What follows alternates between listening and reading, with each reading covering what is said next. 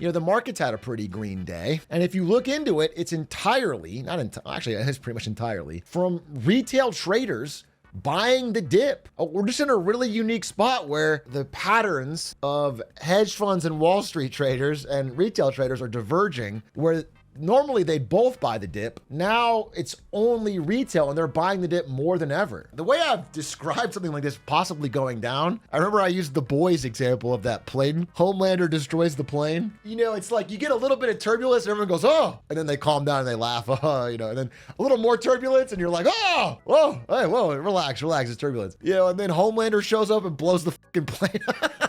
I feel like these early bouts of turbulence, everyone's like, oh, I'll just do the classic strategy of buying the dip. I continue to preach this, but I truly believe it is a time for caution with your investments. But that's not what people are doing. People are buying the dip on MicroStrategy. They're buying the dip on Tesla. They're buying the dip on all sorts of, and I think this has been great.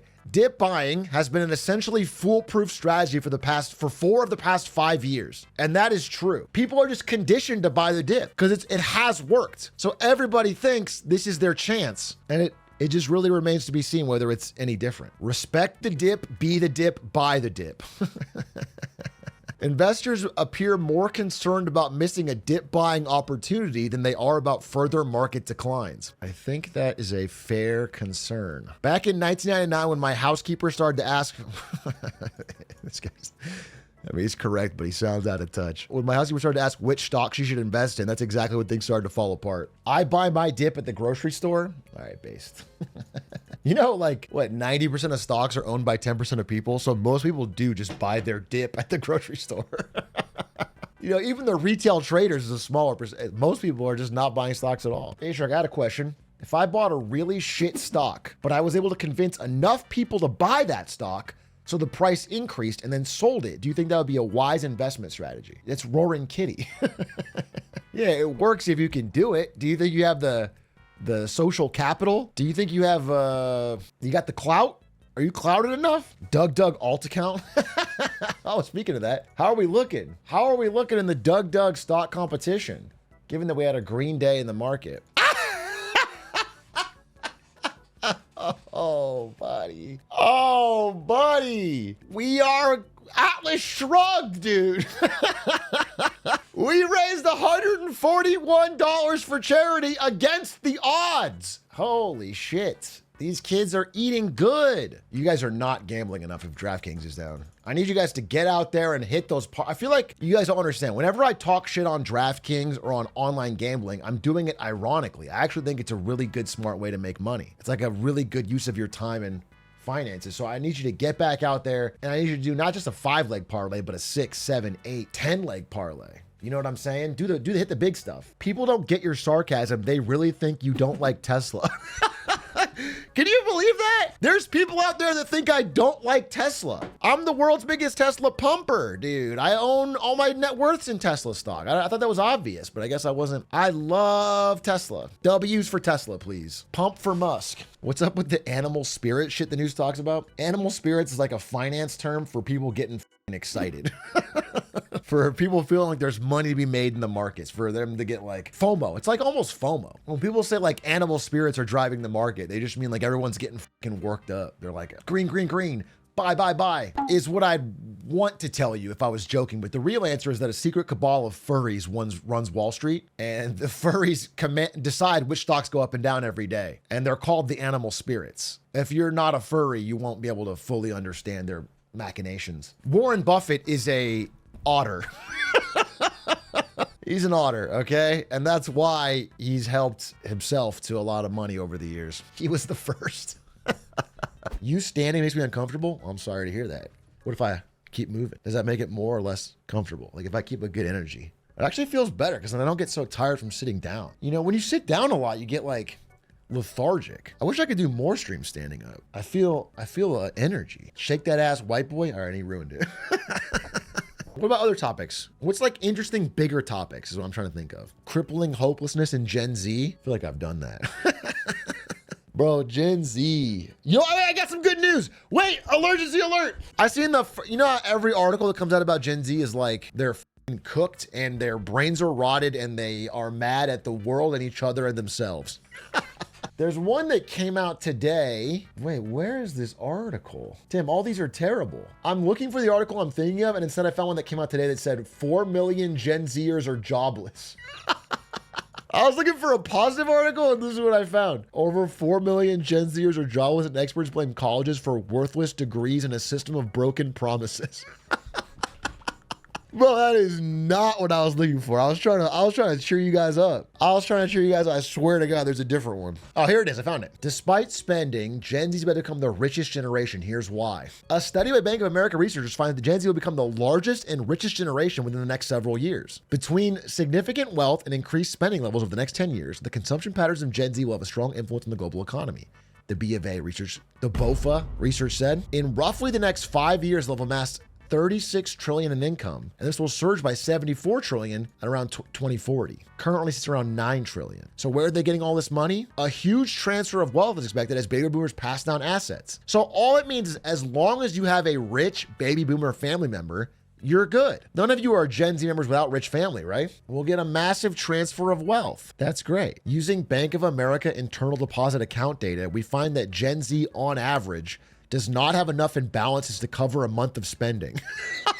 Let's hope they get their inheritance soon, huh? That's positive. Let's hope they get that inheritance soon. Gen Z may not be able to afford a house for the cost of living now, but give it 10 years. They're on track to gain 36 trillion and become the richest generation. You'll be the largest and richest economic force by 2035. 10 years. Just make it 10 years, bro. Gen Z's living the paycheck to paycheck 20s lifestyle. Splurging on high rent costs is very funny. I think I'll splurge.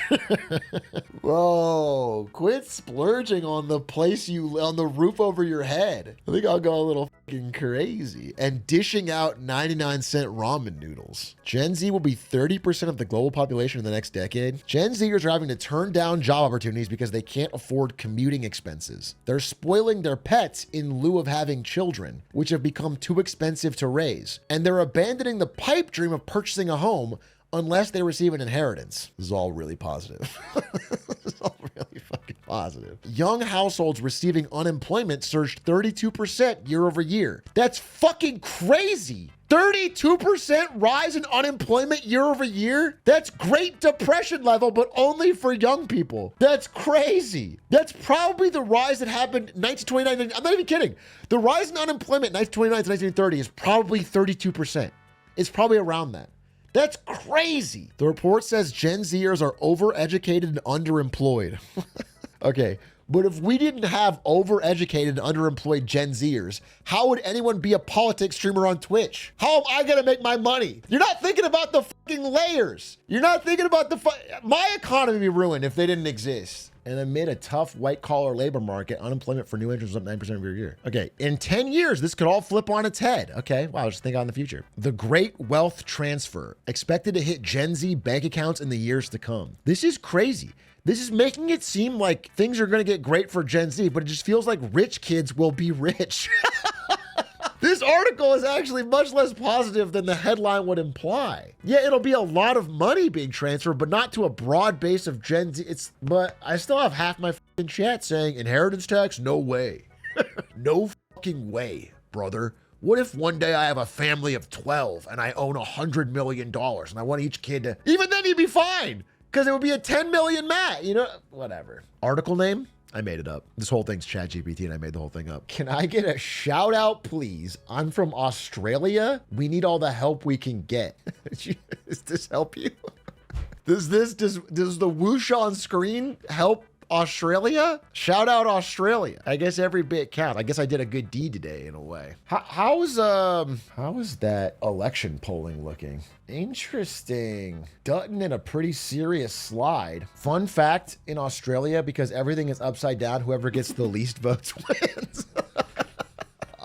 Oh, damn. That's wild. That seems difficult to plan a country around, I'll be honest with you. It's beautiful. I mean, the different cultures of the world are so beautiful. You know what I'm saying? Far be it from me to talk down on them. Bro, Atroc, can you fix our housing market down under here? Okay, thanks.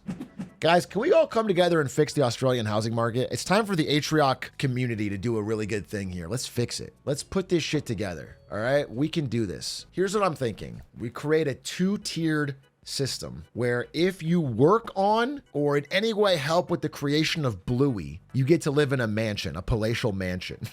If you like Bluey, then you get like a decent house. And if you have nothing to do with Bluey, then you live in a shack. So it becomes like a Bluey-based economy. But you have to really mean it. So we'll have to do like some sort of test. If you hate Bluey, then you live in the Outback.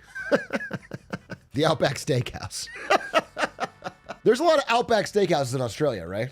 Because like I was promised as an American that was authentic Australian food. So like I would assume they're on every corner in Australia. Like as an Australian, we were like, let's go out to the nicest dinner we can think of. You go to Outback Steakhouse. I'm correct, right? Your prime ministerial candidates get on TV and eat a full bloomin' onion to prove how Australian they are. Oh, it's just called Steakhouse there. Of course. I'm sorry. Here we call it the Outback Steakhouse, but you guys just call it Steakhouse. I'm sorry. That makes so much more sense. That makes so much more sense.